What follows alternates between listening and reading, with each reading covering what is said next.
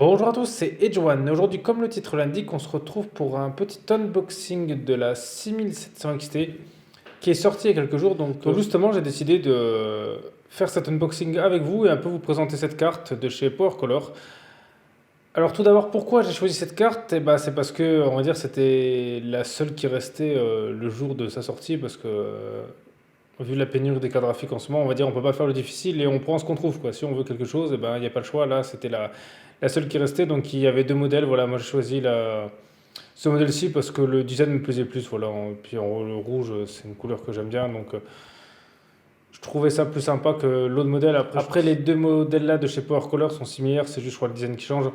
Mais sinon, en grosso modo, c'est la même chose. Et donc, avec cette vidéo, je me suis dit que ça peut être sympa aussi de vous faire découvrir des produits voilà, que j'achète pour vous montrer un peu le matériel que j'ai et peut-être vous donner envie d'acheter la même chose. Donc voilà, j'essaierai de vous faire d'autres vidéos dans ce style, voilà, pour vous présenter un peu d'autres produits. Voilà, peut-être ça peut vous intéresser, on ne sait jamais si des fois vous hésitez entre un ou deux modèles et peut-être que celui-ci pourra vous convenir.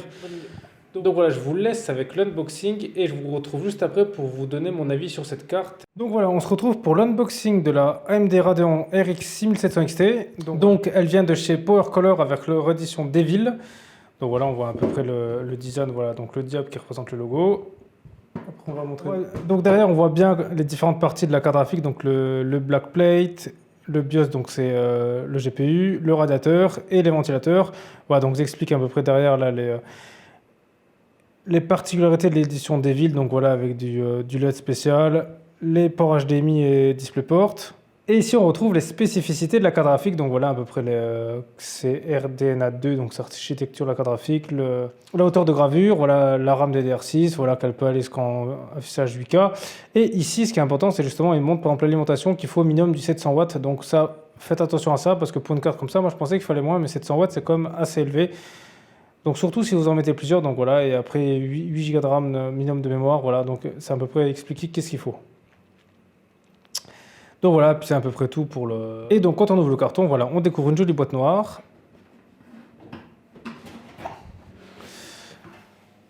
Donc voilà, avec quelque chose à l'effigie de la marque PowerColor avec leur édition Devil. Le petit livre de fonctionnement, voilà, comment la brancher. Donc c'est dommage qu'il n'y a pas de français dedans, voilà, donc c'est un peu dommage, il n'y a que de l'anglais ou de l'allemand, mais pas de français, c'est un peu dommage. Ici, on retrouve, alors ça c'est un peu dommage, en fait, c'est un adaptateur pour brancher à la carte mère, c'est-à-dire que c'est avec ça que vous allez pouvoir synchroniser les LED. Je trouve ça un peu dommage parce que d'autres cartes graphiques, ils le font directement, pas besoin de brancher ça en plus, et puis ça peut être assez, on va dire, plus ou moins compliqué en fonction de comment disposer votre PC. Si la carte graphique est couchée ou à l'horizontale, des fois les cartes mères, les prises sont un peu loin, donc je trouve ça un peu dommage de devoir brancher ça en plus, voilà.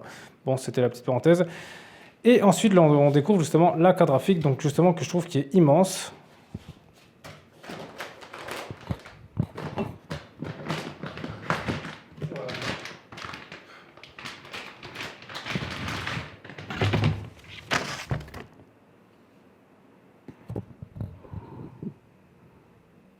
Donc voilà, elle est assez immense parce que j'ai pris une édition justement avec 3 ventilateurs pour voir mieux la refroidir. Voilà, donc on voit un peu comment elle est. Hop, je vais la mettre comme ça. Donc ici, là, avec les radiateurs, là, on voit un peu comment elle est. Le connecteur PCI 4, le connecteur PCI Express, et puis là, on voit à peu près. Voilà, je fais un petit...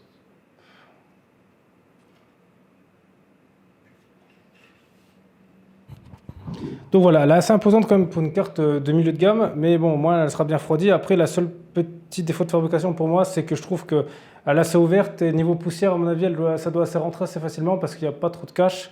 Donc ça, à voir sur le long terme si elle prend vite ou pas la poussière. Sinon voilà, elle est assez jolie parce que là, sur les ventilateurs, c'est marqué Devil, donc c'est quand même sympa d'avoir un petit truc, ça fait un peu effet diable. Voilà, sinon là, c'est comme du métal brossé, voilà, elle est comme de bonne facture. Donc voilà, c'était tout pour l'unboxing de cette nouvelle Radeon RX 6600. Donc voilà, maintenant on se retrouve justement pour faire un peu la conclusion et le débrief de cette carte graphique. Donc pour les gamers, alors comparé à la 5700 XT, elle vous fera gagner environ allez, une vingtaine d'FPS à peu près par jeu. Donc ça peut valoir le coup justement pour ceux qui ont une 5700 XT qui commençait à s'essouffler et pour ceux justement qui veulent se lancer dans le ray tracing tout en jouant en Full HD avec des performances correctes parce que voilà, même si c'est une carte qui est annoncée en 1440p, je ne sais pas si avec tout activé en 1440p, elle pourra, on va dire, afficher tous les jeux qui sortiront prochainement en 1440p, peut-être c'est encore cette année, mais pas sûr sur l'année prochaine, parce qu'en général, plus les années passent, plus on va dire les jeux sont aboutis et plus sont gourmands. Donc ça à voir. Ça c'est sous réserve que AMD justement peut-être optimise mieux leur ray tracing, mais bon, ça à voir. Mais en tout cas, voilà, pour les gamers, il faut gagner une vingtaine d'FPS, donc ça vaut le coup en fonction du prix auquel vous la trouvez, quoi. Si par exemple vous allez mettre 800-900 euros pour 20 FPS, ouais, pour moi ça vaut pas le coup.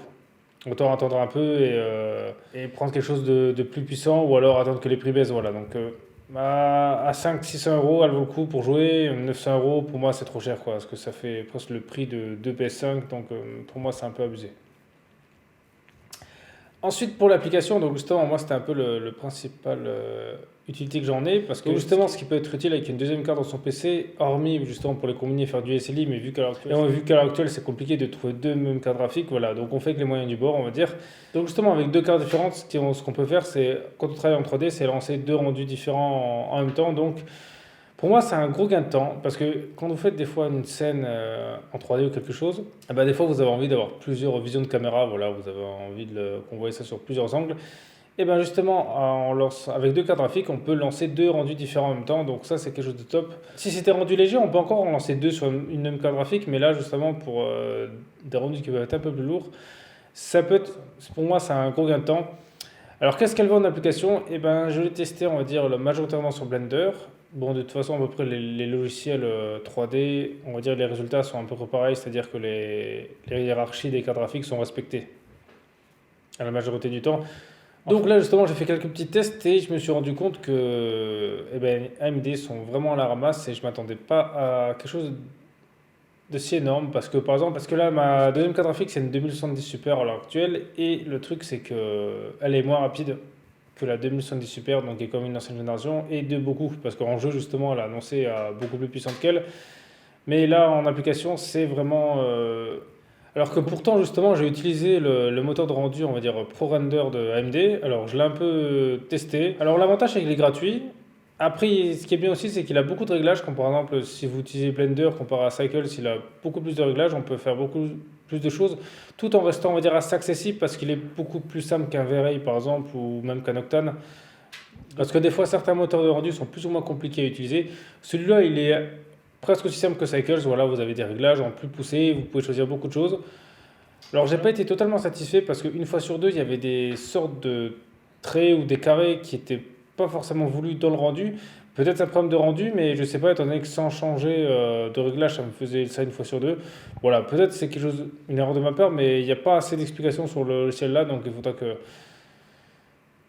je m'intéresse un peu plus près. Et après, maintenant, justement, on va parler de la vitesse parce que justement, ProRender est censé être optimisé pour l'OpenCL et justement réduire, on va dire, le gouffre qu'il y a entre Nvidia et AMD sur les logiciels. Donc justement, c'est vraiment le moteur de rendu spécial AMD, et ben il est vraiment lent. Lent, c'est ça le problème, c'est-à-dire que je vais vous donner un exemple. En faisant la même scène, donc c'était une scène assez simple, hein, voilà, c'était un objet un peu éclairé, mais voilà, c'était vraiment juste une scène fixe. Donc par image, avec les RTX, en utilisant le OptiX, là, avec les RTKer, j'étais à peu près à 5 secondes par image en Full HD. Et avec le ProRender, là, donc avec tout l'OpenCL, j'étais entre 11 et 15 secondes. Voilà, ça dépendait vraiment de certaines choses. Mais, parce que c'est sûr, vu comme ça, 10 secondes, c'est pas énorme. Mais si par exemple, de base, avec une RTX, on met une journée à faire un rendu, ben, je vous laisse imaginer le temps qu'il faudra avec la AMD. Voilà. Donc pour moi, ça, c'est un gros problème.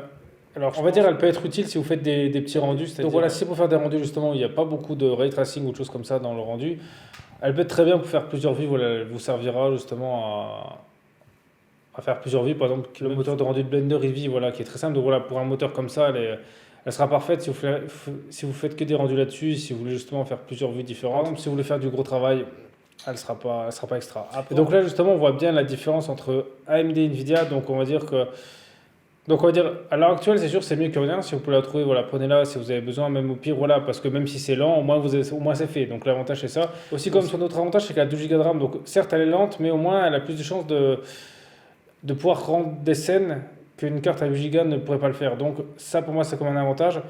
Parce que même si c'est lent, au moins, on peut le faire. Après, en température, elle est assez correcte. En fait, ça va dépendre vraiment de la puissance des ventilateurs que vous allez mettre. Parce que justement, en l'overclockant un peu, Si on met le ventilateur à fond, elle ne dépassera pas les 50 degrés.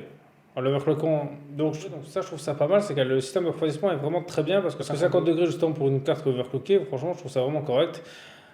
Après quand on laisse justement la carte graphique gérer toute seule les ventilateurs, en général elle reste à peu près à 1000 tours minute et pour 64 degrés, voilà, donc c'est quand même assez correct parce que 1000 tours c'est vraiment peu parce que dans son max elle est presque pas loin des 3000. Donc un système de refroidissement est quand même bien géré. Voilà, là-dessus ils ont fait vraiment le travail. Je pense pas qu'elle chauffera trop dans l'avenir justement. Je pense que c'est une carte qui pourra durer longtemps parce qu'elle chauffera pas plus qu'à mon avis maximum aller 70 degrés. Voilà, mais même si mais après si vous mettez les ventilateurs à fond justement, vous verrez que la température va vite redescendre. Après c'est sûr il y aura du bruit, mais encore ça va. Je la trouve plus silencieuse que justement par exemple une 2070 Super avec trois ventilateurs dessus.